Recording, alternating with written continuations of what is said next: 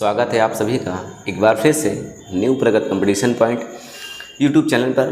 भारतीय संविधान की श्रृंखला के अंतर्गत पिछली क्लास में हमने प्रस्तावना को समझा था। प्रस्तावना से जितने भी क्वेश्चन बनने वाले थे उन सभी को हमने एक वीडियो के माध्यम से पूरी तरह घेर देने की कोशिश की है। आपका एक सिंगल क्वेश्चन इसके बाहर नहीं जा पाएगा। अगर आपने वो वीडियो नहीं देखी है तो आप उसको ज़रूर देख लेंगे। आज हम समझेंगे संविधान का भाग 1 के बारे में। संविधान के भाग की वीडियो भी हमने आपको बताई है कि संविधान में कितने भाग थे, वर्तमान में कितने भाग हैं। हालांकि हम जानते हैं कि संविधान में वर्तमान में 25 भाग हैं। 25 भाग ये जो हैं, हालांकि इनकी संख्या 22 ही है जो मूल रूप से थी। जो भाग जोड़े गए हैं इन 22 भाग के अंतर्गत ही हमने ABC करके जोड़ा है। तो संख्या तो 22 ही है लेकिन इनकी गिनती 25 हो जाती है। आज हम समझेंगे संविधान के भाग के 1 के बारे में कि संविधान के भाग 1 में कौन सी बातें रखी गई। इसी तरह हम भाग 1 के बाद भाग 2, भाग 3, भाग 4 और इसी तरह से संविधान के पूरे 22 भाग कवर करेंगे या फिर उनके अंदर के जो विभाग हैं, मतलब पूरे 25 भाग बारी बारी से कवर करेंगे। आज हम समझेंगे कि संविधान के भाग 1 में क्या रखा गया है, इनसे जुड़ी हुई बातें। तो चलिए देखते हैं, बिना टाइम को वेस्ट किए हुए हम ये समझेंगे कि जो संविधान का भाग 1 है, भाग 1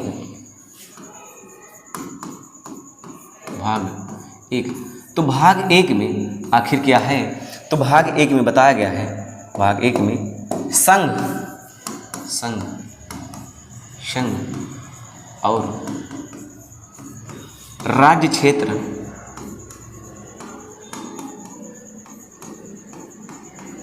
के बारे में बताया गया है। तो संविधान के भाग 1 में संघ और राज्य क्षेत्र के बारे में चर्चा की गई है। हालांकि हम अनुच्छेद की बात करें तो भाग 1 अनुच्छेद 1 से 4 के बीच तक है। मतलब ये है कि हमें भाग 1 में अनुच्छेद 1 से अनुच्छेद 4 के बीच की बातें पढ़नी है। चलिए हम समझते हैं एक एक करके सभी अनुच्छेदों को व उनसे जुड़ी हुई महत्वपूर्ण बातों को। तो अनुच्छेद 1 आखिर ये क्या बताता है। तो अनुच्छेद बताता है इंडिया यानी भारत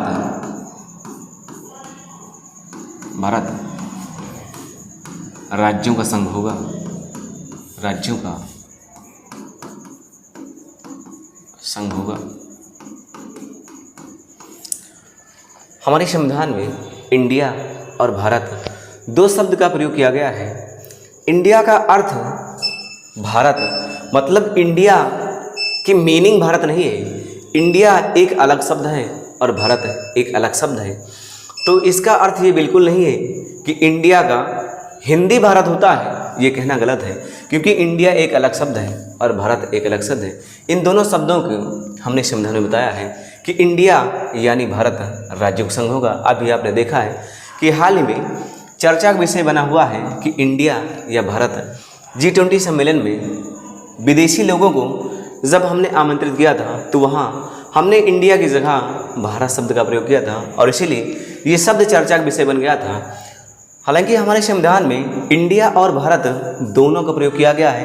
तो इंडिया और भारत दोनों एक ही चीज़ को बताते हैं। तो हम कह सकते हैं कि इंडिया यानी भारत राज्यों का संघ होगा, जो हमारा संविधान बताता है। अनुच्छेद 1 में और क्या बताया गया है, अनुसूची 1 के बारे में। अब अनुसूची 1 के बारे में क्या वर्णन किया गया है कि इंडिया यानी भारत के जो राज्य या संघ क्षेत्र होंगे उनका उल्लेख अनुसूची 1 में नामित किया गया है। मतलब ये है कि भारत के जितने भी राज्य हैं, जितने भी संघ हैं, उन सब का नाम आपको अनुसूची 1 में बताया जाएगा। तो अनुसूची 1 के बारे में भी अनुच्छेद 1 में चर्चा की गई है। तो अनुसूची 1 के बारे में चर्चा की गई है। तो यहाँ 2 चीज़ें हमने जानी, इंडिया यानी भारत राज्यों का संघ होगा, एक ये बात, और दूसरी बात कि अनुसूची 1 के बारे में यह जानकारी दी गई है कि जो राज्य या संघ क्षेत्र हैं इनकी चर्चा अनुसूची 1 में हम पिछले पन्नों पर करते हैं। एक बात आपको और ध्यान देना है, जो तीसरी बात है यहाँ भारत का राज्य क्षेत्र भी बताया गया है। इसका तात्पर्य है कि भारत के राज्य क्षेत्र के अंतर्गत हम जानते हैं कि राज्य आते हैं, जैसे यूपी, एमपी, बिहार, ये सभी राज्य के अंतर्गत आते हैं। तो एक तो राज्य हो गया और दूसरा केंद्र शासित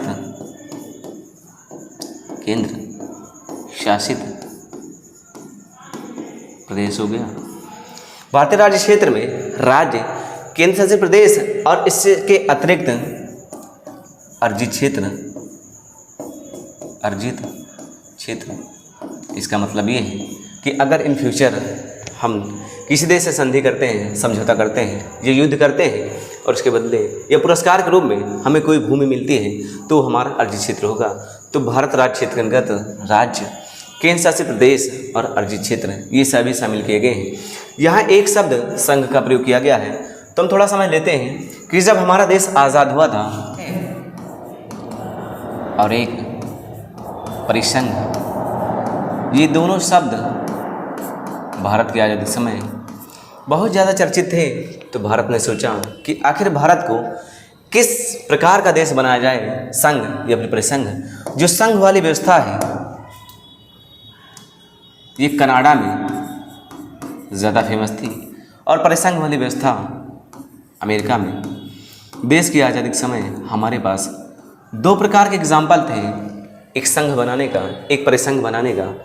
तो जो परिसंघ है इसका अर्थ क्या होता है? तो इसका अर्थ ये होता है कि हम मान लीजिए कि छोटे छोटे राज्य हैं, ये सभी छोटे छोटे राज्य हैं, ये सभी राज्य मिलकर एक संघ का निर्माण करेंगे। ये सभी राज्य मिलकर एक संघ का निर्माण करेंगे। मतलब ये है कि राज्य मिलकर एक संघ का निर्माण करेंगे। मतलब ये है कि राज्य अपनी थोड़ी थोड़ी पावर केंद्र को देंगे। राज्य अपनी थोड़ी थोड़ी पावर केंद्र को देंगे। मतलब ये है कि राज्य पावर दे रहे हैं केंद्र को, मतलब संघ को। इस व्यवस्था को हम परिसंघ कहते हैं। इस व्यवस्था में राज्य का अपना एक अलग संविधान हो सकता है, अपना एक अलग झंडा हो सकता है, इनके यहाँ की अपनी अलग की नागरिकता हो सकती है। तो ऐसे देश में हम अमेरिका को शामिल करते हैं। या फिर यहाँ पर परिसंघ वाली व्यवस्था देखने को मिलती है। यहाँ हम देखेंगे कि राज्य कभी कभी ऐसा होता है कि राज्य के पास पावर होने की वजह से राज्य टूट जाते हैं, अलग हो जाते हैं, लेकिन हमको बनाना था एक अखंड भारत जो कभी टूट ना सके।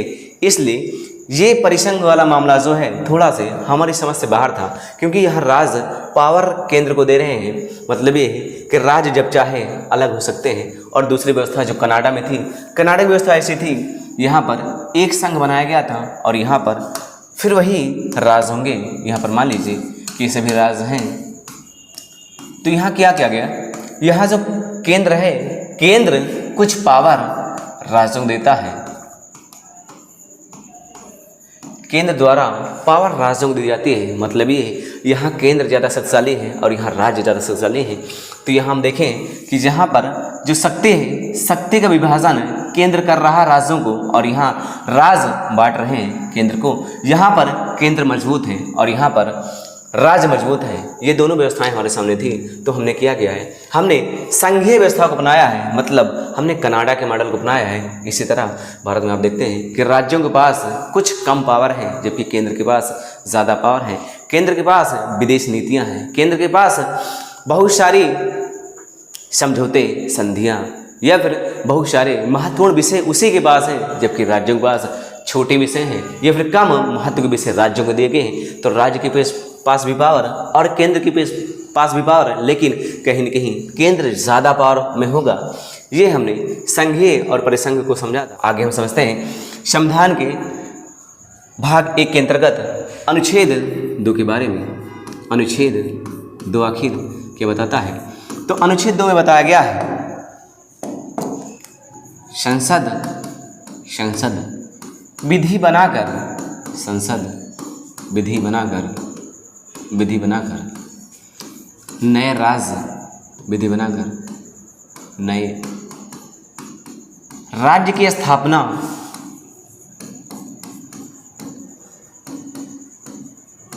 स्थापना कर सकता है या फिर कर सकती है। तो संसद विधि बनाकर नए राज्य की स्थापना कर सकती है। मतलब ये कहने का है कि जैसे हम अगर सोचें थोड़ा से कि मान लीजिए हमारा जो भारत है आने वाले कुछ समय बाद हमने क्या किया कि किसी देश के साथ समझौता किया या फिर संधि की और उसके बदले में हमें कुछ वहाँ की ज़मीन मिल गई या फिर हमने किसी देश से युद्ध लड़ा और हमने उस पर कब्जा कर लिया, तो उसको हम भारत के अंतर्गत शामिल कर सकते हैं। इसी को अनुच्छेद 2 में रखा गया है कि संसद विधि बनाकर नए राज्य की स्थापना कर सकती है। मतलब ये है कि विदेशी राज्य को भारत में शामिल कर सकती है। ये अनुच्छेद 2 में बताया गया है। आगे अनुच्छेद 3 है। अनुच्छेद 3 आखिर अनुच्छेद 3 क्या बताता है? अनुच्छेद 3 बताता है कि भारत के भीतर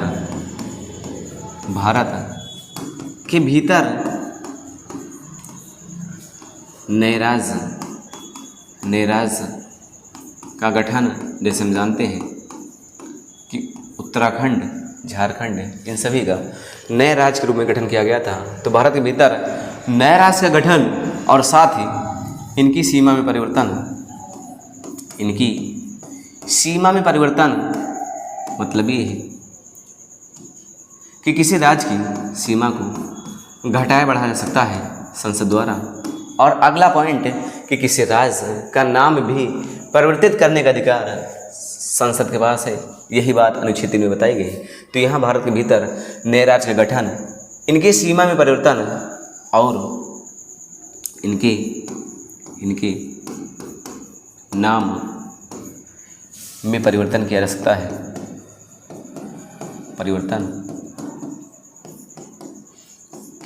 है। तो अनुच्छेद 3 में 3 बातें हैं। अगर आप थोड़ा ध्यान देंगे तो आपको कभी स्किप नहीं होगा।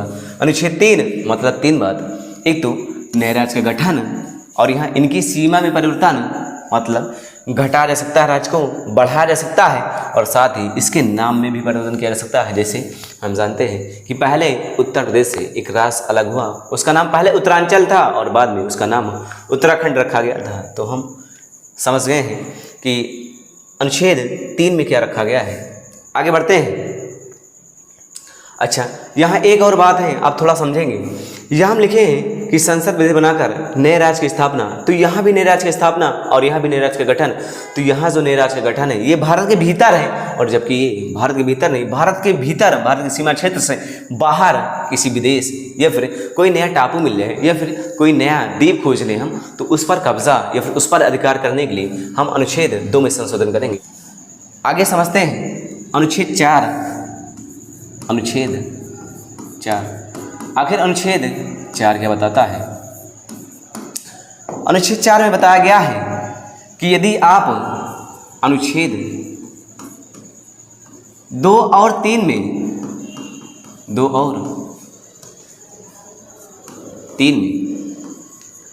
संशोधन कर रहे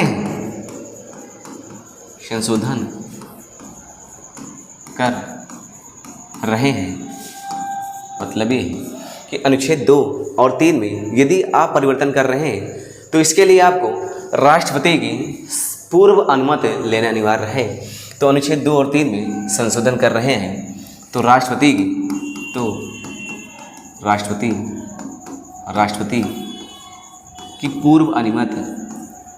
पूर्व अनुमति लेना अनिवार्य है। और साथ ही अगर राष्ट्रपति की पूर्व अनुमति से संसद 2 और 3 में संशोधन कर रही है तो राष्ट्रपति इस पर हस्ताक्षर करने के लिए बाध्य है। राष्ट्रपति हस्ताक्षर करने के लिए बाध्य होगा, मतलब ये है कि हस्ताक्षर करना ही पड़ेगा,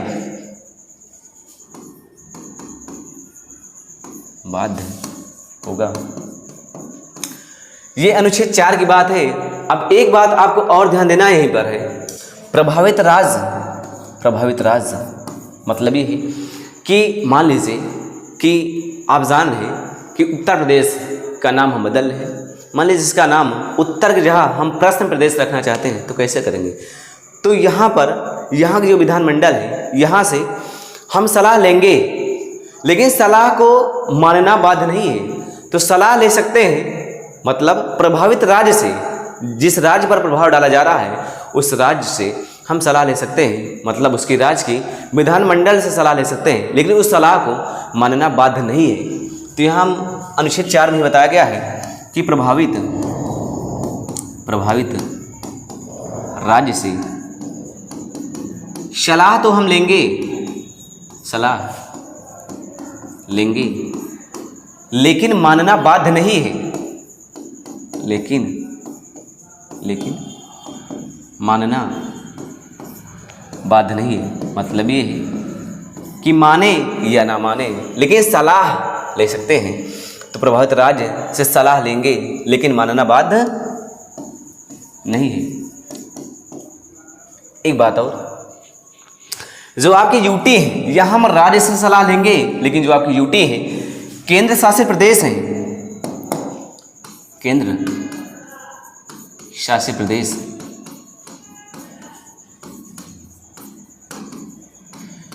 इनसे सलाह लेना न लेना कोई मायने नहीं रखता। मतलब ये है कि केंद्र शासित प्रदेश से हम सलाह भी नहीं लेंगे, इनसे हम सलाह भी नहीं लेंगे, जबकि प्रभावित राज्य से हम सलाह लेते हैं, जबकि केंद्र शासित प्रदेश से हम सलाह बिल्कुल नहीं लेते हैं। वहाँ पर हमें जो करना है, सीमा में परिवर्तन, उनके 2 भाग बनाना या फिर उनके नाम में परिवर्तन, इन सब के लिए हम उनसे सलाह नहीं लेते हैं। ये हमारे संविधान के भाग 1 के अनुच्छेद 4 के अंतर्गत इतनी बातें रखी गई हैं। एक बात आपको और ध्यान देना है, अगर आपको एक जानकारी हम बता दें कि जो आपका अनुच्छेद 4 है, ये बताता है कि अनुच्छेद 2 और 3 में यदि आप संशोधन कर रहे हैं तो इसके संशोधन के लिए ये संशोधन अनुच्छेद 368 के बाहर होगा। इसका मतलब ये है कि हम जानते हैं कि अनुच्छेद 368 ये बताता है कि संविधान में संशोधन, और संविधान में संशोधन मतलब ये है कि संसद के 2/3 सदस्यों का बहुमत चाहिए, लेकिन अनुच्छेद 2 और 3 में संशोधन कर रहे हैं तो ये मामला हम साधारण बहुमत से भी निपटा सकते हैं। मतलब ये है कि अनुच्छेद 368 के बाहर संविधान का अनुच्छेद 2 और 3, सिर्फ यही अनुच्छेद 2 और 3 संविधान के अनुच्छेद 368 के बाहर हैं। ये जानकारी आपको जाननी चाहिए कि अनुच्छेद 2 और 3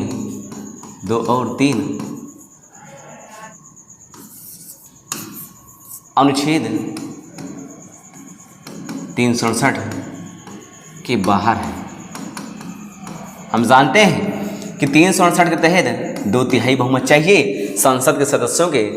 2/3 बहुमत मतलब ये है कि 3 में से दूसरा सदस्य राजी हो, लेकिन अनुच्छेद 2 और 3 में यदि हम परिवर्तन चाह रहे हैं तो वहाँ साधारण बहुमत काम करेगा, साधारण बहुमत से ही काम हो जाएगा। अब साधारण बहुमत का मतलब ये है कि मान लीजिए कि 100 सदस्य हैं, अगर 51 हमको मिल गए, 51 एक तरफ हो गए तो संशोधन आराम से किया जा सकता है। यही हमारा साधारण बहुमत है, आधे से एक ज़्यादा।